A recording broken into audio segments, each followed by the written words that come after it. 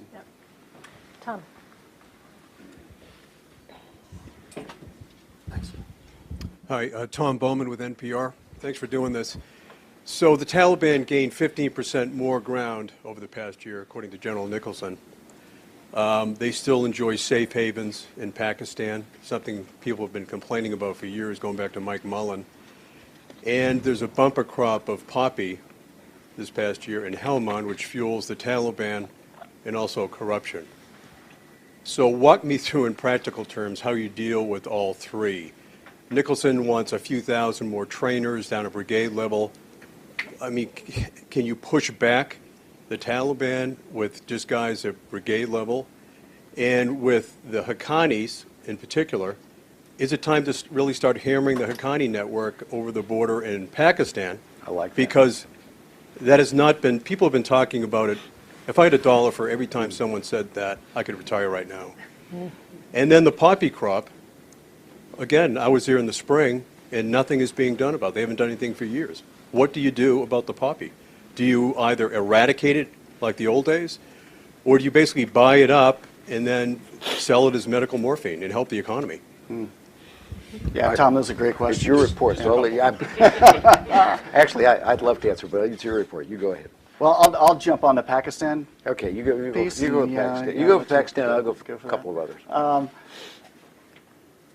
So in an ideal world, the United States would be able to put enough pressure on Pakistan that they would turn against the Afghan Taliban and the insurgency would be over.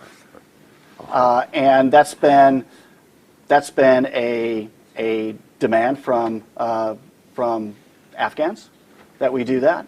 And they're mystified as to why the United States allows this to happen. Why we designate Pakistan as a major non-NATO ally, give them $742.2 billion a year in aid and assistance, which then enables them to use other money to support the Taliban, who's conducting attacks that are killing American soldiers and Afghan soldiers and civilians. It's very frustrating. But I think, as Ron mentioned, we've got to figure out, we've got to make a distinction between what's most desirable and what's most realistic. Even when Pakistan was under very aggressive, very comprehensive U.S.-led sanctions in the 1990s because of the nuclear program, they were supporting an insurgency in Afghanistan, supporting an insurgency in Kashmir, and continuing to run their nuclear program. Now, that's under full sanctions. So we could do that again, and money and sanctuary are still going to make their way to the Taliban. So the idea, the expectation that the United States can put enough pressure on Pakistan to go to war with the Afghan Taliban is just not realistic. And that's why in this report I say, look, your most likely favorable and durable outcome is going to come through a peace process. And what we have to do is recognize we're not going to change sanctuary. We're probably not going to appreciably change the poppy issue. And you're right, both sides benefit.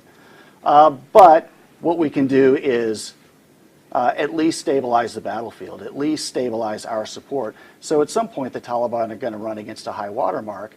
And when military operations just simply get too painful because they can't take any more territory, is when you're going to start to see them becoming more amenable to negotiations. Yeah, I would like those who support sanctuaries to pay a higher price for that support, without necessarily making it 100%er do or die, because I agree you're probably not going to get there.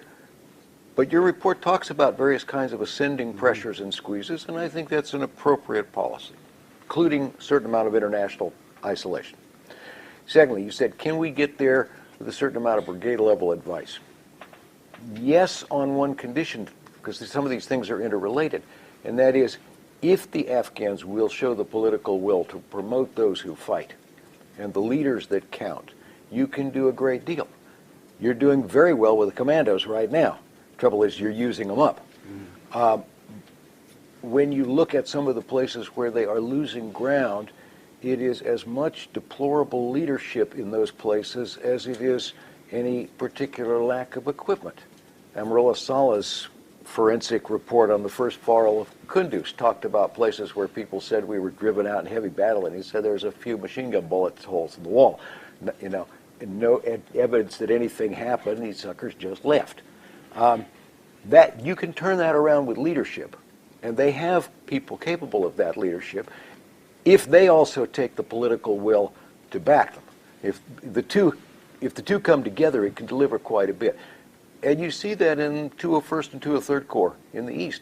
They're not losing ground particularly. So command makes a difference. Yeah, it's very interesting. But you got to put them together. And this would not be probably a very popular policy view. I do not believe there is anything short-term you can do about poppy. Neither the eradication strategy nor the buy it up will work. They have massive problems, and I'd be happy to, if you want to talk about those things.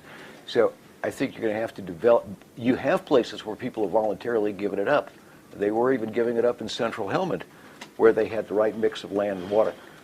Those are the policies you're going to have to focus on. It's going to be horrible politically because they won't be short-term results, and people will eat you alive for the lack of it, but it's the only realism there is.